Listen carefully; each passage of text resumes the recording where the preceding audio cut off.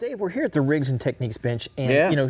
sheephead, like you said, is tonight's species. Now, there's a lot of specific things that you can do to get these fish to bite rather than just come up and look and turn away. Right. Well, it's not the most sought after fish. A lot of times it's like the red-headed stepchild A lot of times the they're inshore bycatch fish. almost. Exactly. Yeah. But I like them. I like to target them. I like to catch them. And I like to eat them because they're really, really good to eat. I mean, he's a buzzsaw all around. I mean, he's got fins everywhere and sharp pieces on him everywhere. He's hard to clean.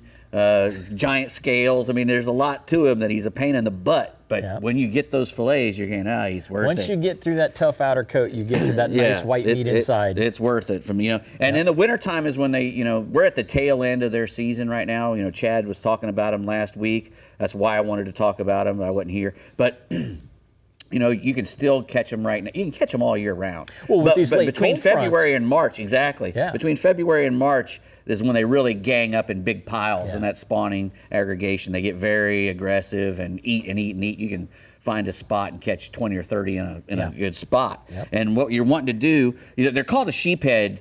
People always ask, why are they called a sheephead? Because their teeth, they have human-like teeth. They have giant man or horse-like teeth. I mean, they got round crushers behind them, but the ones in the front are gnarly looking. They look like they came straight out of a sheep. And they're that way because they eat all the crustaceans. They eat all the hard stuff. Crabs, barnacles, sand fleas, shrimp, everything with a shell. Oysters even. Well, those front teeth can pick in between the barnacles and oysters and grab little stuff out. And then pull to get to those molars in the back and crush. Right. And, me and the convict fish have a lot in common.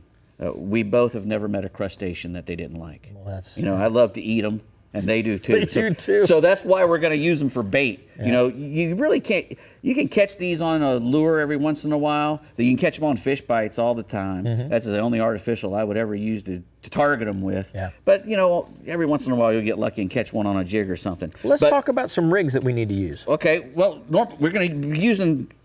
Any of these rigs that we use, we're going to be using a fiddler crab or a hermit crab or a shrimp or a clam or a sand flea. Yep, sand fleas, they love sand fleas, which is not a lot of people know.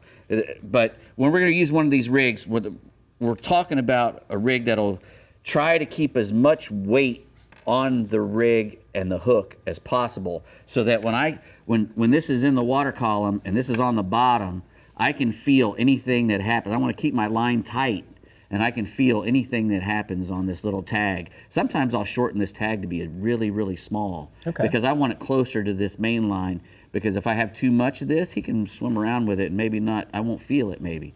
But if it's closer, I have a much better chance of feeling that little And this tug. would be more of a still water rig next to some pilings or rocks? And if you're in deeper, heavier current, you can use the same kind of rig. Heavier it's a single dropper with a heavier weight. And I like to use these cone weights, these worm weights, because a lot of times I can drop these into some really nasty bottom and get them in and out quick. You can also use the ones with a little swivel on the top, swivel top weight, a bank weight sometimes.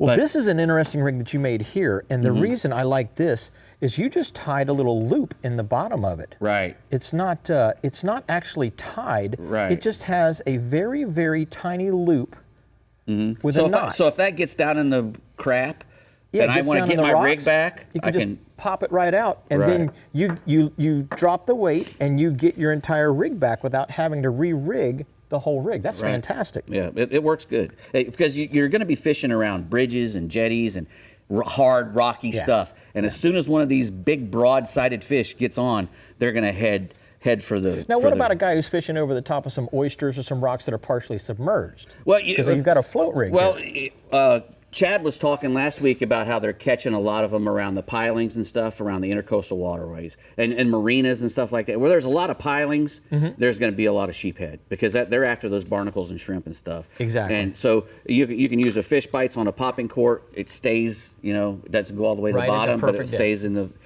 and that's the way it is with everywhere you fish them. You start on the bottom and then you work your way to the top. Because they will suspend. Yes, and once you find where you're getting the bites, try to mark that depth and try to keep hitting that same depth over and over again, Man, and you'll catch more than one. Great and tips. Just remember this little jewel too, this little jig head, because they're really crushing them with crabs on these jig heads on the bottom. Gotcha.